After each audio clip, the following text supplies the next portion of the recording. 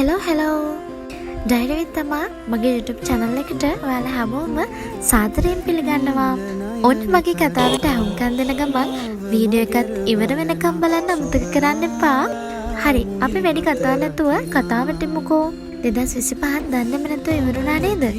ඔයා හිතපු plan කරපු goals ඔයාට ඔක්කොම achieve කරගන්න පුළුවන් වුණාද? උදේම අවදි වෙද්දී ඔෆිස් යන්න කලින් මට හිතුණු දේ තමයි 2025 දී මං වෙනුවෙන් මහන්සි වුණා මදි නේ කියලා හිතුවා. 2026ට යන්න කලින් ජනවාරි 1 වෙනිදා වෙනකම්ම ඉන්න ඕනි නෑ. 2026ට යන්න කලින් මගේ routine habits වෙනස් කරගන්න ඕනි කියලා මට හිතුණා. කොටින්ම කිව්වොත් මගේ life style එකම වෙනස් කරන්න ඕනි කියලා මට හිතුණා. ඉතින් මම මේ ලෑස්ති වෙන උදේම ඔෆිස් යන්න.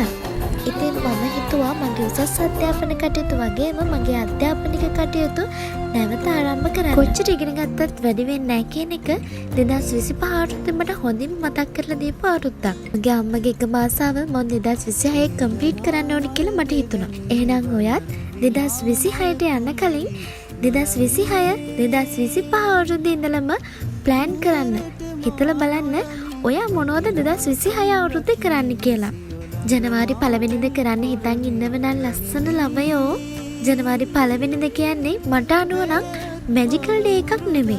ජනවාරි 1 වෙනිදා කියන්නේ මේ වගේම සාමාන්‍ය දවසක් විතරයි.